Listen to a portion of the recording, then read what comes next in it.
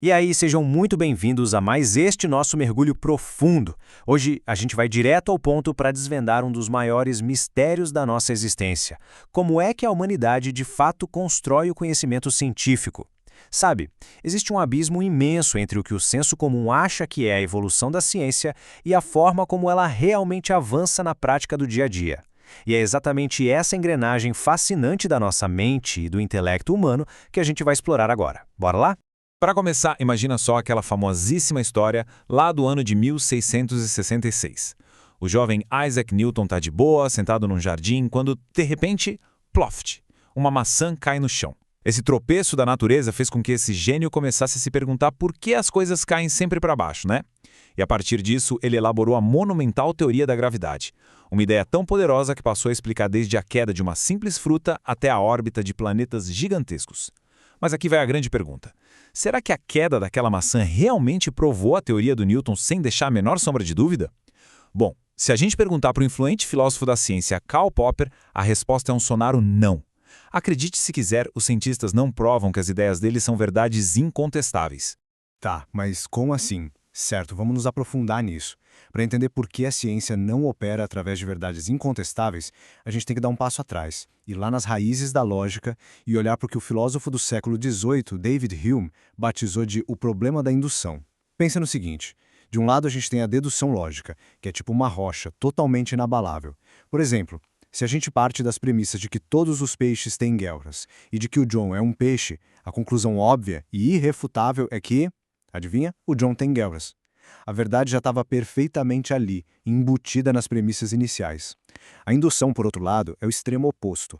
Ela pega uma seleção minúscula de observações para tentar criar uma regra geral gigantesca. Tipo assim, se a gente testemunhar que choveu nas últimas 4 terças-feiras seguidas, a nossa mente logo pula para a conclusão, sempre chove às terças. Percebe a falha colossal aí? É uma maneira de raciocinar com uma fraqueza inerente absurda, usando amostras bem pequenas para tentar dominar todo um universo desconhecido. E a fragilidade lógica dessa indução fica simplesmente fascinante quando a gente joga isso para o mundo real. Olha só esse caso histórico. Durante muito, mas muito tempo mesmo, a hipótese de que todos os cisnes são brancos era tida como uma certeza absoluta em grande parte do mundo ocidental. E faz sentido, afinal as pessoas tinham visto milhares e milhares de cisnes brancos repetidas vezes confirmando essa ideia. Mas a lógica dura e crua nos avisa que ver 1000 cisnes brancos não é prova definitiva para uma afirmação tão geral. E o que aconteceu? Bastou uma única viagem para a Austrália, onde deram de cara com cisnes negros no continente, para essa verdade inabalável virar pó num piscar de olhos. A grande lição aqui é drástica. Não importa o tamanho da montanha de evidências positivas que a gente junte usando a indução, a existência de um único caso que ainda não foi observado pode mandar tudo para a ruína intelectual. E é bem no meio dessa verdadeira crise da lógica indutiva que entra o nosso personagem principal, o Karl Popper. Nascido em Viena, lá em 1902, ele sentiu na pele a turbulência bizarra da Europa naquela época. Com o avanço do nazismo na década de 30, o Popper precisou fugir para Nova Zelândia e mais tarde acabou se estabelecendo de vez na prestigiadíssima London School of Economics na Inglaterra. Essa vivência tão dura e direta com o autoritarismo moldou profundamente a forma como ele via o mundo, sabe? Ele desenvolveu uma aversão, uma intolerância implacável a qualquer sistema que exigisse certeza absoluta e inquestionável. E foi justamente essa bagagem toda, misturando política, música e ciência, que deu a faísca para a abordagem completamente revolucionária que ele ia trazer para o método de descoberta. Então, chegamos no ponto crucial. A grande solução genial do Popper para o problema da indução se chama refutabilidade. Antes dele, a galera imaginava que os cientistas elaboravam palpites e saíam por aí incessantemente catando provas para apoiar o que eles diziam. Mas o Popper virou a mesa e afirmou que a ciência autêntica sequer confia na indução. Ao contrário do que a gente costuma pensar, a verdadeira ciência avança pela negação. A essência de tudo não é provar que as coisas são verdadeiras, é criar hipóteses bem arrojadas e de maneira totalmente implacável tentar provar que elas são falsas usando testes super rigorosos. O progresso humano, na visão dele, só surge quando a gente consegue se livrar de falsas visões da realidade. Ou seja, a gente avança apanhando, aprendendo ativamente com os nossos próprios erros. Se a gente olhar por essa perspectiva impressionante, a ciência deixa de ser aquela contabilidade chata de fatos acumulados e vira um empreendimento puramente criativo. Tudo começa, na verdade, com a imaginação ousada. O famoso químico Auguste Kekulé, por exemplo, teve um sonho super bizarro com uma cobra mordendo o próprio rabo, e dessa alucinação surreal do subconsciente dele surgiu um salto fantástico, o palpite certinho para a estrutura em anel da molécula de benzeno. Genial, não acha? É da criatividade pura que surgem ideias gerais como todos os gases se expandem quando aquecidos. Mas repara só, depois de formular essa ideia, o cientista não passa o resto da vida esquentando gases comuns para se sentir bem consigo mesmo. Ele faz exatamente o oposto. Ele vai para o laboratório criar os testes mais impiedosos para tentar achar na natureza aquele único gás teimoso que contraria a regra e não se expanda. É um esforço gigantesco para tentar destruir a própria teoria inicial, porque é através desse fracasso em destruir a ideia que a gente consegue subir mais um degrau perto da verdade. Isso ilustra brilhantemente aquela régua imutável que o Karl Popper usava para separar o joio do trigo, a ciência real daquilo que ele chamava de pseudociência. Do lado científico da força, a gente tem ideias que assumem o risco de estar erradas. A teoria do Einstein, por exemplo, previu que a luz seria atraída por objetos superpesados, o que foi testado com absoluto sucesso num eclipse solar real lá em 1919. A teoria botou o pescoço a prêmio e foi aprovada, porque havia uma previsão exata ali que poderia muito bem tê-la refutado. Já as pseudociências, elas constroem hipóteses que são como fortalezas, impossíveis de serem derrubadas. Argumentar que fadas invisíveis e indetectáveis estão digitando as palavras que a gente lê é irrefutável, porque não existe evidência contrária possível para isso. Para o Popper, de forma imparcial, teorias como a psicanálise agiam dessa mesma maneira. Se uma pessoa rejeitasse a ideia de que era movida pelo seu inconsciente, os defensores logo diriam que essa própria rejeição era a prova de que o inconsciente estava agindo. Ele enxergava o mesmo padrão em certas análises marxistas da história, onde todo e qualquer resultado na sociedade era reescrito para confirmar sempre a mesma narrativa de base. Para ele, ideias que dão um jeito de se acomodar a absolutamente todas as evidências não geram um avanço verdadeiro para a humanidade.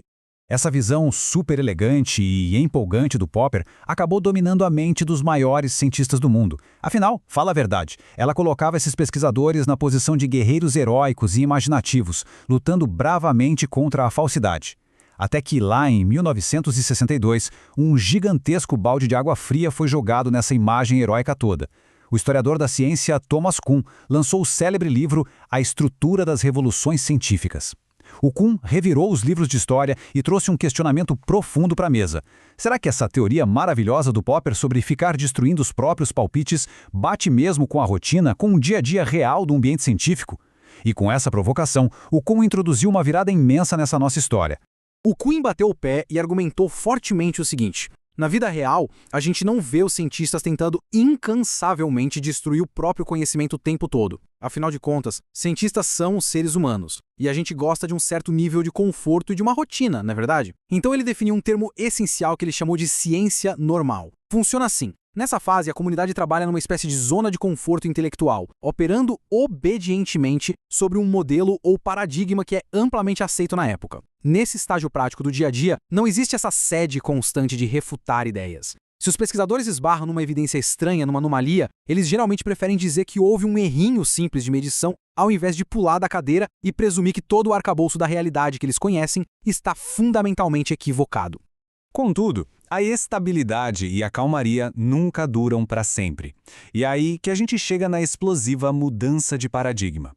Esse colapso colossal acontece quando o atual modo de pensamento é simplesmente sufocado. Os fatos incômodos começam a surgir numa proporção tão irrefreável, mas tão gigantesca que não dá mais para mascarar ou ignorar confortavelmente. A represa estoura e o modelo desaba. E, naturalmente, essa transição massiva raramente é recebida com festa ou champanhe. Profissionais brilhantes que dedicaram décadas e sacrificaram a vida inteira debruçados sobre as regras de um velho paradigma resistem com uma força imensa antes de largar essa visão superada. É uma verdadeira revolução, na maioria das vezes bastante dolorosa, nas bases de como a gente enxerga o mundo. Para ancorar isso na realidade, pensa no exemplo clássico, a monumental revolução de Copérnico. No antigo paradigma, o mundo funcionava muito bem obrigado na mente dos antigos, que acreditavam firmemente que tudo girava de forma bem harmoniosa em torno da nossa Terra central. Mas o problema é que as observações dos céus não paravam de gerar cada vez mais anomalias teóricas. Quando Copérnico finalmente desenhou as bases do novo paradigma, apontando que, na verdade, era a Terra que circulava em torno de um Sol imenso, ele não foi carregado nos ombros e celebrado como um gênio imediatamente, nem de longe. Para grande parte dos colegas na época, ele era só um cara teimoso que tinha errado os cálculos astronômicos. O negócio é tão profundo que uma transição massiva para essa nova visão exige um longuíssimo e cansativo reinício de uma outra era inteira de ciência normal. Tudo isso apenas para reescrever do zero as órbitas da astronomia, baseadas agora numa nova verdade inegável. E diante de todos esses debates monumentais, a nossa jornada de hoje conclui com um questionamento final extremamente intrigante. Como é que fica o método da descoberta humana diante desse duelo de titãs da filosofia? Será que o próprio Karl Popper era apenas um pensador brilhante que acabou ficando preso dentro de um paradigma ultrapassado sobre o que realmente é o método científico? Ou será que a visão contundente e quase dura de Popper, focada na refutabilidade como nossa única arma válida, estaria muito mais próxima da verdade absoluta do que os ciclos e as revoluções descritas por Thomas Kuhn? A beleza espetacular desse dilema repousa justamente na ausência de uma resposta simples, nos encorajando a manter a mente sempre aberta e instigando a gente a continuar, eternamente fazendo o que a humanidade faz de melhor, tentando, aprendendo e evoluindo com os nossos próprios erros. Até a próxima!